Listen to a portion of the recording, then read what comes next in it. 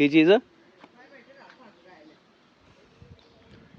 बड़ी मज़ेदार चीज़ तुहानू हम लगा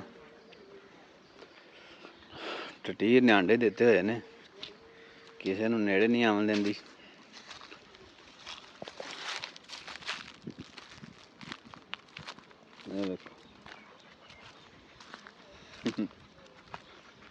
अंडे ने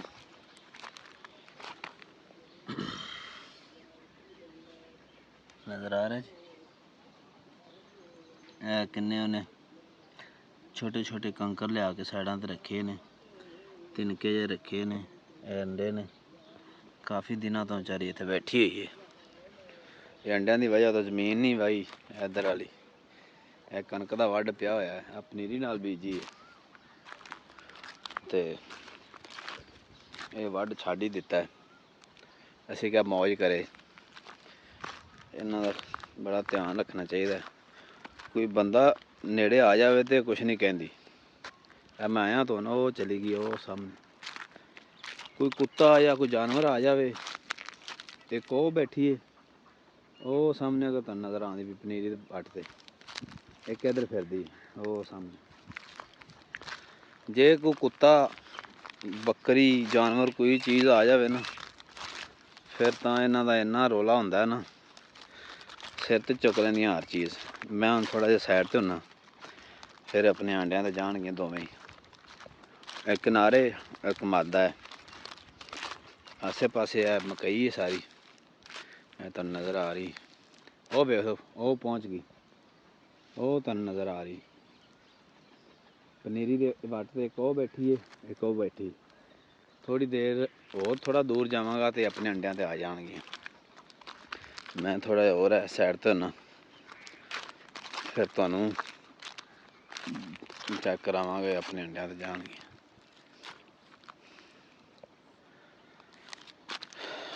मानता जिहड़ी हुंदी है ये बड़ी जालम चीज़ है कितनी शदीद गर्मी है शदीद गर्मी बहुत ज़्यादा टैंपरेचर हुंदा है तो बिल्कुल धुप्प दे विच अंडे पए हुए ने सारा दिन धुप्प दे विच उत्ते बैठी रहिंदी ते एक होर काम भी करदी अंडे ज़्यादा गर्म हो जान जिस तरह हैचरी हुंदी है ना अंडियां दे विचों जिहड़े बच्चे मसनूई तरीके नाल निकलदे ने वो हैचरी दे विच जिहड़े हुंदी है ना अंडे हुंदे ने विच पानी रखी दा नमी वास्ते ते ये हुण चूंकि नमी कोई नहीं हैगी मौसम दे विच नमी वास्ते की करदी चुंझ दे विच पानी लिया के अंडियां नूं गिल्ला भी करदी हीट दे नाल नाल अंडियां नूं टैंपरेचर भी देंदी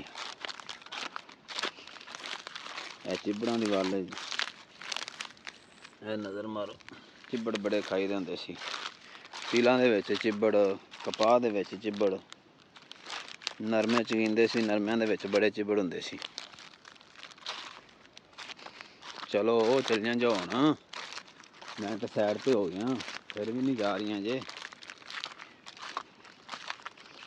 है आवाज़ आई अच्छा इन्हां नूं ना पता चलदा पिया भी हुण साडे कोल ना सानू कोई ट्रेस दा पिया साडे कोल करीब आया खला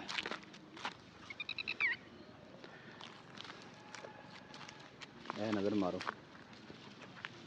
है गई एक हो गई इन्हां हुण जल्दी अंडियां ते भी नहीं जाना इन्हां नूं खतरा महसूस हो रहा है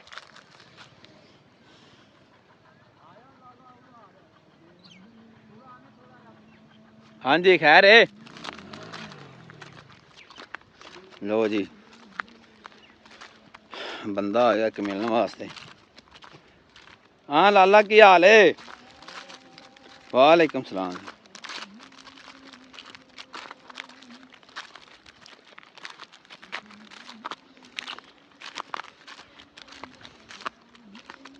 किधरों नेर पाई फिर दे जी और खैर सारी वीडियो बनाना माशाल्लाह है लाला ममदीन है जी और बड़े साडे प्यारे जी ने सारी खैर हाँ जी अल्हम्दुलिल्लाह हुक्म करो जी हुक्म है पुत्र भी तफैल मिस्त्री करनी हाँ जी उन्हां दा तुहानू सुबह बरात 11 बजे का टाइम है अच्छा लो जी सुबह बरात है 11 बजे बरात जानी तफैल मिस्त्री हाँ जी हाँ जी फुरकान केड़े मुंडे दी ਮੈਨੂੰ ਨਾ ਨਹੀਂ ਪੁੱਤਰ। ਤੁਸੀਂ ਐਵੇਂ ਕਰੋ, ਤੁਸੀਂ ਜਾਓ ਅੱਗੇ ਅੱਛਾ ਤੇ ਅੱਗੇ ਜਾਓ, ਭਾਈ ਅਹਿਮਦ ਅਲੀ ਹੋਣਗੇ ਘਰ। ਘਰ ਹੀ ਨੇ? ਹਾਂ ਤੇ ਤੂੰ ਸੁਣਾ ਫਿਰ। ਬਸ ਠੀਕ, ਮੈਂ ਤਾਂ ਤੁਹਾਨੂੰ ਪਤਾ ਆਣਾ ਝੱਟ ਦੀ ਝੱਟ ਇੱਥੇ। ਅੱਛਾ ਤੇ ਜਾਓ, ਹੋਰ ਸਭ ਠੀਕ ਹੈ? ਅੱਲਾ ਦੀ ਬਲਾਲ ਦਾ ਕੀ ਹਾਲ ਹੈ? ਬਲਾਲ ਠੀਕ ਹੈ ਪੁੱਤਰ। ਇੱਥੇ ਹੀ ਹੈ ਕਿ ਗਿਆ ਹੈ ਕਿਤੇ? ਲਾਹੌਰ ਚਲੋ ਠੀਕ ਹੈ। ਮਿਲਦਾ ਨਹੀਂ ਲਾਹੌਰ ਤੈਨੂੰ? ਨਹੀਂ ਮੈਂ ਕਸੂਰ ਹੁੰਨਾ ਨਾ। ਕਸੂਰ ਕਿਹੜੀ ਥਾਂ ਤੇ ਹੁੰਨਾ? ਕਸੂਰ ਮੁਸ਼ਤਾਕ ਕਲੋਨੀ, ਉਹ ਕਿਹੜੇ ਪਾਸੇ ਪੁੱਤਰ? ਰਾਏਵਿੰਡ ਰੋਡ ਤੇ। ਰਾਏਵਿੰਡ ਰੋਡ ਤੇ? ਹਾਂਜੀ ਜਿਹੜਾ ਉਹ ਇਹ ਨੂਰ ਮਹਲ ਸੈਲਮਾ ਵਾਜਦਾ ਬਸ ਉਹਦੇ ਕੋਲ ਹੀ। ਤੇ ਅੱਗੇ ਜਾ ਕੇ ਉਹ ਇੱਕ ਸ਼ਹਿਰ। ਇਹ ਜੀ ਲਾਲਾ ਮੁਹੰਮਦ ਅਲੀ ਸੀ, ਸੱਦਾ ਲੈ ਕੇ ਆਇਆ ਸਾਡੇ ਮਿਸਤਰੀ ਨੇ, ਮਿਸਤਰੀ ਮੁਹੰਮਦ ਤਫੈਲ, ਉਹਨਾਂ ਦੇ ਬੇਟੇ ਦੀ ਸ਼ਾਦੀ ਹੈ ਕੱਲ, ਬਰਾਤ ਹੈ। ਤੇ ਉਹਦਾ ਦੱਸ ਰਿਹਾ ਸੀ, ਇਹ ਵੇਖੋ ਚੂਹਿਆਂ ਨੇ ਕਿੰਨੇ ਹੀ ਕਣਕ ਖਰਾਬ ਕੀਤੀ ਹੋਈ, ਇਹ ਸਾਰੇ ਦਾਣੇ ਨੇ ਇਹਦੇ ਵਿੱਚ, ਇਹ ਨਜ਼ਰ ਮਾਰੋ। ਚੂਹੇ ਬਹੁਤ ਖੇਤਾਂ ਦਾ ਨੁਕਸਾਨ ਕਰਦੇ ਨੇ। ਅੱਛਾ ਉਹ ਨਾ ਮੈਨੂੰ ਵੇਖ ਕੇ ਫਿਰ ਉੱਡ ਗਈ। ਹਾਂਜੀ ਇੱਕ ਫਿਰਦੀ ਹੈ, ਦੂਸਰੀ ਉੱਡ ਗਈ। ਮਕਈਆਂ ਦਾ ਬੜਾ ਤਾੜ ਪਿਆ ਹਾਲ ਹੈ ਜੀ, ਬੜਾ ਜ਼ੋਰ ਪਿਆ ਹਾਲ ਹੈ ਮਕਈਆਂ ਦਾ।